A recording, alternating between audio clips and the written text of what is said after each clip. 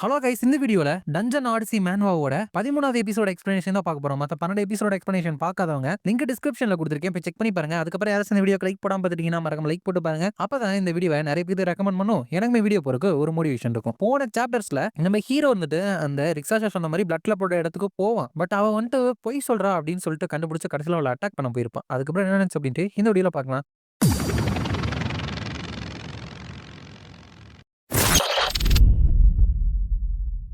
சாப்டரோட ஸ்டார்டிங்ல கடைசியா ஹீரோ வந்துட்டு ரிக்ஷாஷாவை அட்டாக் பண்ண வந்திருப்பானா, அவளு வந்துட்டு அட்டாக் பண்ண போறா அப்படின்ட்டு பின்னாடி போயிட்டு முன்னாடி பார்த்தா ஆக்சுவலா அவள அட்டாக் பண்ண வரல. அந்த இடத்துல ஒரு பிளட் லெப்பர்ட் இருந்துட்டு அவங்கள அட்டாக் பண்ண வந்திருக்கு. ஹீரோ வந்துட்டு அதோட அட்டாக்க பிளாக் பண்ணிட்டு இருக்கான். பிளட் லெப்பர்டா, நான் நோட்டீஸ் கூட பண்ணல அப்படிங்கிறப்ப ஹீரோ வந்துட்டு அதோட அட்டாக்க அப்படியே அந்த சைடு திருப்பி போட்டுறான். மறுபடியும் அட்டாக் பண்ணலாம் அப்படிங்கிறப்ப அது வந்துட்டு அங்க இருக்கிற பாறைங்க எல்லாத்தையுமே உடைச்சிட்டு அப்படியே ஒரு ஜம்ப் பண்ணி அந்த இடத்துல கேமோஃபிளாஜ் ஆகுது. அதாவது அந்த இடத்துல அப்படியே மறைஞ்சு போயிருது. கிட்டத்தட்ட பச்சோந்தி வந்துட்டு அந்த இடத்துக்கு ஏத்த நேரத்துல மாதிரி எப்படி கேமோஃபிளாஜ் ஆகும் அதே மாதிரி ஹீரோ வந்துட்டு பேட்டில் இது கேமோஃபிளாஜ் ஆகுதா. அது மட்டும் இல்லாம இது ரொம்ப ஃபாஸ்டா வேற நகர்ந்துட்டு இருக்கு. ஹவவர் என்னால இன்னுமே உன்னை பார்க்க முடியும் அப்படின்னு சொல்லிட்டு அந்த கேமோஃபிளாஜ் இருக்கிற அந்த பிளட் லெப்பர்டை ஈஸியாவே ஹீரோ சென்ஸ் பண்ணி அட்டாக் பண்றதுக்கு வந்துட்டு போறான். அதுக்கப்புறம் அந்த பிளட் லெப்பர்டை அட்டாக் பண்ணி அங்க இருக்கிற தரையில அப்படியே உடைச்சு ஹீரோ வந்துட்டு தள்ளி விட்டாரான். அப்ப அவ்வளோ ஹீரோ ஸ்ட்ராங்கா இருக்கிறத பார்த்துட்டு அந்த ரிக்ஷாஷா இருந்துட்டு, இவன் என்னதான் ஒரு மனுஷனா இருந்து லாப்ரின்த்தோட மாஸ்டரா மாறி இருந்தாலும் இவனை கொஞ்சம் குறைச்சுதான் எடை போட்டேன். எவ்வளவு ஒரு ஹியூமன் ஸ்ட்ராங்கா இருந்தாலும் சரி, கடைசியில அவன் ஒரு மனுஷன் தான். என்னோட அந்த ஒப்பீனியன் சேஞ்சே ஆகாது. ஏன்னா இவனை கண்டிப்பா நான் மனுஷன்னு நினைக்க மாட்டேன். அப்படி நினைக்கிறப்ப ஹீரோ வந்துட்டு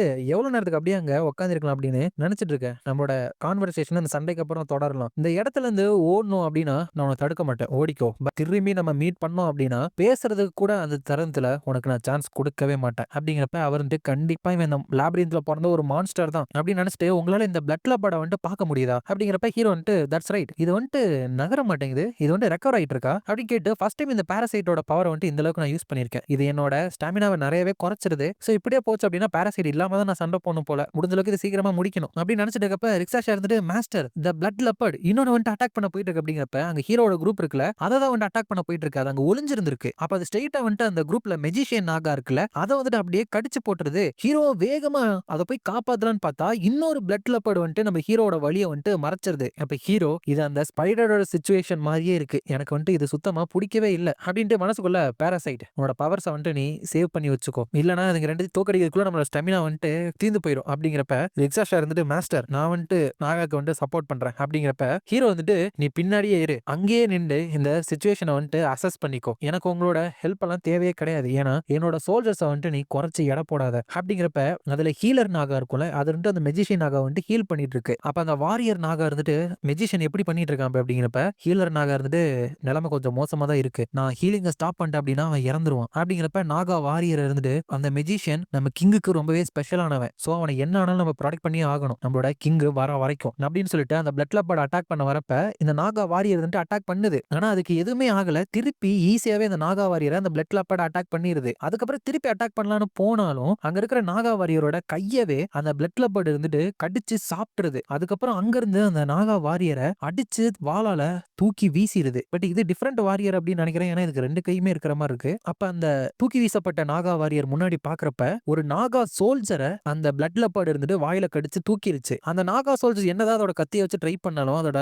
உடம்புல எந்த ஒரு ஸ்கிராட்ச கூட ஏற்படுத்தவே முடியல. அப்ப அந்த பிளட் லெப்பர்ட் இருந்துட்டு அப்படியே அதோட உடம்ப ரெண்டா பிரிச்சு எடுத்து அந்த நாகா சோல்ஜரை கொன்றுது. அப்ப அதெல்லாம் பார்த்துட்டு இருக்க அந்த நாகா வாரியர் என்னோட நாகா லேப்ரின்த் வந்து வீழ்ந்து போகுதா, பல வருஷமா ரூயின்ல இருந்துட்டு ஃபைனலா அண்டர் வேர்ல்டுல எஸ்டாப்ளிஷ் பண்றதுக்கு ஒரு வாய்ப்பு கிடைச்சது அப்படின்னு நினைச்சேன். அது மட்டும் இல்லாம எங்க லேப்ரின்த்தோட ஃபர்ஸ்ட் ஹானரபிள் சோல்ஜர் வந்துட்டு நான் வந்துட்டு எங்களோட கிங்கு ப்ராமிஸ் பண்ண மாதிரி ஒரு மாற்றத்தை கொண்டு வருவாரு, அதை கடைசி வரைக்கும் பாக்குறதுக்கு நான் இருப்பேன், ஃபெயில் ஆக மாட்டேன் அப்படின்னு சொல்லிட்டு சபதை எடுத்துக்கிட்டேன். என்னோட சத்தியம் அப்படிங்கிறது கிங்கோட சேர்ந்து எனிமிஸை வந்து டிஃபீட் பண்றதுதான், அது வந்துட்டு ஸ்டார்டிங்ல இருந்தே தப்பா தான் இருக்கு போல அப்படின்னு நினைச்சிட்டு அங்க இருந்து எந்திரிச்சு ஸ்பீடா போயிட்டு அதோட வாழை வச்சு அந்த பிளட் லெப்பர்டோட வாயை வந்துட்டு கட்டி போட பாக்குது. பட் அது அதோட வால்ல அந்த பிளட் லேகாவை புடிச்சு அப்படியே கீழே தரையில தள்ளி அதை வந்துட்டு அடிச்சிருது. திருப்பியும் வெப்பன்லாம் எடுத்துட்டு அதோட மூஞ்சில வந்துட்டு அட்டாக் பண்ண பாக்குது. பட் அதோட வெப்பன் எல்லாத்தையுமே அது ஈஸியா அதோட கையில இருந்து தள்ளி விட்டுருது அந்த பிளட் லெப்பர்டு. கடைசியில அந்த நாகா வாரியரை அந்த பிளட் லெப்பர்டு இருந்துட்டு சாப்பிடலாம் அப்படின்னு போறப்ப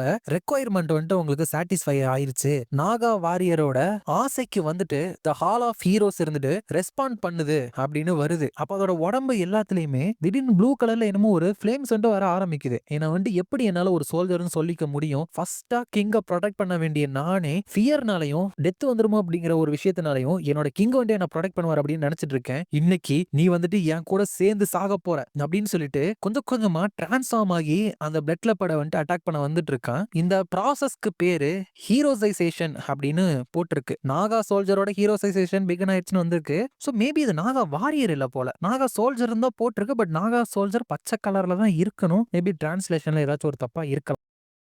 நெக்ஸ்ட் சாப்டர்ல அப்படி கொஞ்சம் கொஞ்சமா டிரான்ஸ்ஃபார்ம் ஆயிட்டு இருக்கிற அந்த நாகா சோல்ஜர் இருந்துட்டு அந்த பிளட் லெப்பரோட வாளை புடிச்சு அப்படியே தூக்கி தரையில வந்துட்டு ஒரே அடி. அப்படி இருந்தும் அந்த பிளட் லெப்பர்ட் இருந்துட்டு அதோட பெரிய நகங்களை வச்சு இந்த நாகா சோல்ஜர் அட்டாக் பண்ண வரப்ப இந்த நாகா சோல்ஜர் வந்துட்டு அதோட நகங்களை வந்துட்டு அப்படியே புடிச்சிடறான். அதுக்கப்புறம் அந்த நகத்தை வந்துட்டு ஓங்கி ஒரு பஞ்ச் பண்றப்ப அந்த நகத்தை வந்துட்டு தனியா அப்படியே பிரிச்சு எடுத்துறான். அதுக்கப்புறம் அந்த நகத்தையே யூஸ் பண்ணி இன்னுமே பவர்ஃபுல்லா அந்த பிளட் லெப்பர்ட் இருந்துட்டு அடிச்சு அப்படியே தரையில புதைக்கிற மாதிரி பவர்ஃபுல்லா மாறினா திடீர்னு. நான் வந்துட்டு இது இந்த இடத்துல இருக்கிற ஏபெக்ஸ் பிரெடக்டர் அப்படின்னு நினைச்சேன். பட் இவ்வளவுதான் இதோட பவரா? ஹவு டிசப்பாயிண்டிங் அப்படின்னு சொல்றான். இப்போ அவனோட ஹீரோசைசேஷன் வந்துட்டு கம்ப்ளீட் ஆயிட்டு வேற ஒரு ஆளாவே இருந்துட்டு சேஞ்ச் ஆயிட்டான். அந்த நாகா சோல்ஜர்ஸ்க்கு மத்தியில பேசிக்கிற மாதிரி இல்லாம நம்ம ஹீரோவுக்கு புரியுற மாதிரி இப்ப அவனால பேச முடியுது. கிட்டத்தட்ட நம்மளோட டாமினிக் மாதிரி ஹை லெவல்ல மாறிட்டான். அப்ப அதை பார்த்த ரிக்ஷாஷா இருந்துட்டு நோ வே, ஹீரோசைசேஷனா இந்த மாதிரி ஒரு விஷயம் நடக்கும் அப்படிங்கிறதுக்காக தான் இந்த நாகா கிங் இருந்துட்டு இந்த சோல்ஜர்ஸை கூட்டிட்டு வந்துட்டானா? பட் அது இம்பாசிபிள். ஹீரோசைசேஷன் ஆகணும் அப்படின்னா ஒருத்தவங்களுக்கு சர்டன் லெவல் ஆஃப் எக்ஸ்பீரியன்ஸ் ஆகும். அது மட்டும் இல்லாம என்லைட்மெண்ட் அடைஞ்சாதான் அதுவும் நடக்கும். இல்லைன்னா வேற ஏதாச்சும் ஒரு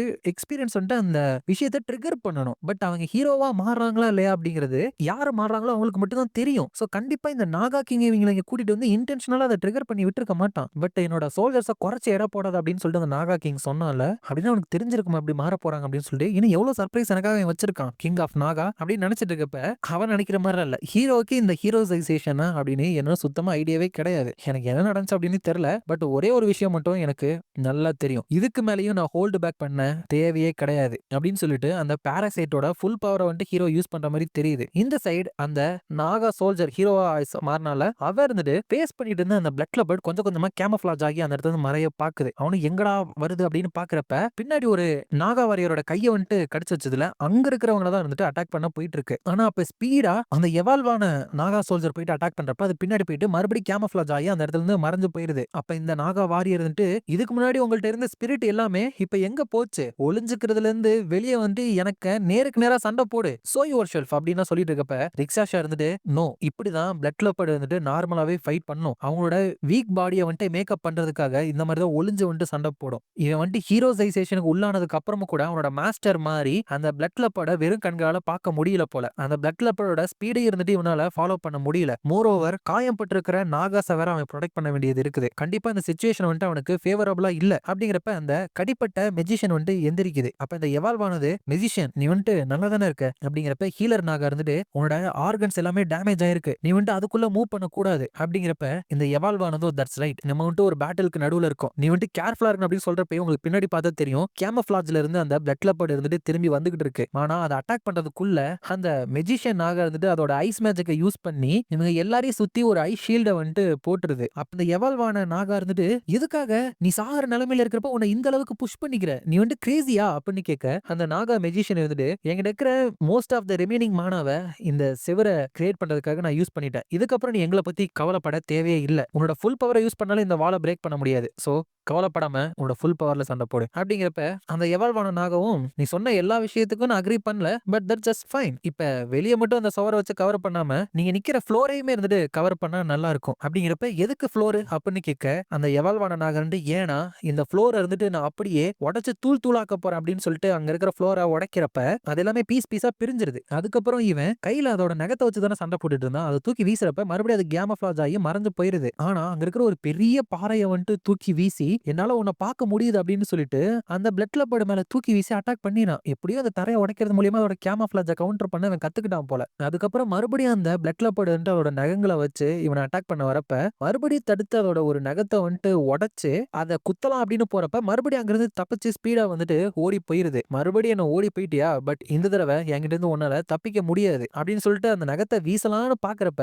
அந்த ஐஸ் வாலை கிரியேட் பண்ணி வச்சிருக்காங்களா, அதுக்கு பின்னாடி போயிட்டு ஒளிஞ்சுக்குது. எப்படி உனக்கு அசிங்கமாவே இல்லையா? உன்னோட ஆப்பனண்டோட செவரையே யூஸ் பண்ணி உன்னை நீ ப்ரொடெக்ட் பண்ணிக்கிறியா அப்படிங்கிறப்ப உடனே அந்த நாகா மெஜிஷியன் இருந்துட்டு அதையுமே ஐஸால கவர் பண்ணிட்டு நீ வந்துட்டு ஓவரா எங்களை குறைச்சு எடை போடுற மாதிரி இருக்கு அப்படிங்கிறப்ப அந்த தருணத்தை பயன்படுத்தி அந்த எவால்வான நாகா இருந்துட்டு தன்னோட வாழை வச்சு அதோட மூஞ்ச வந்துட்டு அப்படியே சுத்தி வளைச்சாரான். எப்படி உன்னை பிடிச்சேன் பாத்தியா அப்படிங்கிறப்ப அதோட கையை வச்சு அவனை பிடிக்க வரப்ப அவன் இருந்துட்டு அந்த கையை வந்துட்டு அப்படியே கடிச்சு பிச்சு வந்துட்டு எடுத்து போட்டாரான். அப்ப அது பயங்கர வழியில வந்துட்டு கத்துறப்ப ரொம்ப ஓவர் ரியாக்ட் பண்ணாத, இது வென்ட்டும் சாதாரண பிகினிங் தான் அப்படின்னு சொல்லிட்டு அந்த நெகத்தை தூக்கி அதோட மண்டையில இருந்துட்டு குத்துறதுக்கு போறான். இதோட இந்த சாப்டர் வந்துட்டு முடியுது. இந்த வீடியோ பிடிச்சிருந்தா மறக்காம லைக், ஷேர் அண்ட் சப்ஸ்கிரைப் பண்ணிருங்க. உங்களை நான் அடுத்த வீடியோல பார்க்குறேன்.